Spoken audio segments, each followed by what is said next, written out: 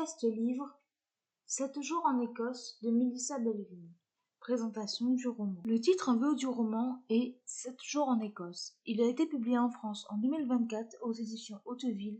Il fait 408 pages. Je lui ai mis la note de 10 sur 10 et le conseille aux adultes. 4e de couverture. Quand je serai toi, je voudrais aller en Écosse, là où habite Maisie. Je ne lui ai jamais parlé en vrai, mais elle m'envoie de jolies cartes postales et j'ai 2 photos d'elle. Ses cheveux sont tout orange et ses yeux sont tout verts. Je trouve ça très joli. Elle m'a dit que dans son pays, il y a plein d'animaux et plein de châteaux. Et des forêts et des renards. Un jour, je devrais aller en Écosse et voir plein de verts et d'oranges tous les jours comme Maisie. Et peut-être rencontrer des fées aussi. Marie a rencontré Guillaume au lycée. Il a été son premier bébé, premier amour, première fois. Mais 10 ans et 2 enfants plus tard, leur idylle a fait place à une routine pesante.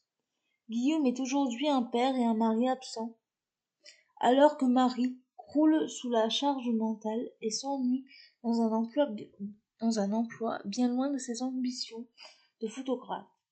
Quand elle retrouve une vieille lettre au grenier, c'est le déclic. Elle ne peut continuer à décevoir la petite Marie, celle qui rêvait d'aventure et d'une vie d'adulte épanouie. Elle décide alors de s'échapper 7 jours en Écosse, laissant derrière elle mari et enfants. Quel meilleur cadre que les sublimes paysages d'automne des Highlands pour renouer avec ses premiers amours et retrouver la part d'elle-même oubliée en chemin. Un véritable voyage émotionnel où la redécouverte de soi a pour toile de fond une Écosse envoûtante, époustouflante et chaleureuse à la fois. La parfaite lecture pour l'automne, à déguster avec une tasse de thé, ce que j'ai pensé de ce roman. J'avais très envie de découvrir le nouveau roman de Melissa Belvin, qui est une véritable ode à la saison automnale et une déclaration d'amour à l'Écosse et ses paysages. Margie est une mère de famille qui décide de partir sur un coup de tête en Écosse et de laisser son mari et ses enfants pour se retrouver et se ressourcer. Elle va apprendre beaucoup de choses sur elle-même. C'est une jeune femme qui n'est pas vraiment heureuse et qui fait passer les autres avant son bien-être. Guillaume, le mari de Marie, travaille dans l'édition.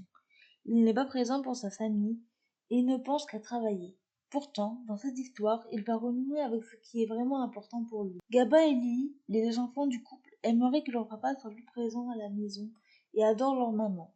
Il va leur arriver quelque chose qui va tout remettre en question pour leur papa. Alastair est un berger écossais que l'héroïne va rencontrer lors de son voyage. Ils vont nouer une forte relation. Alastair a vécu un drame personnel.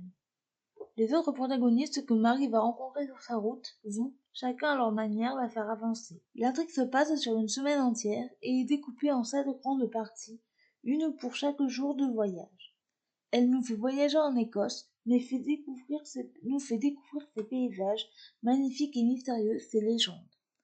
L'auteur aborde aussi des thèmes difficiles, mais qui sont le reflet de la société. L'écriture de Melissa Belvin est simple, efficace et percutante. Chaque mot, chaque phrase est choisi avec le plus grand soin. La fin est magnifique. En bref, un coup de cœur. Extrait du livre.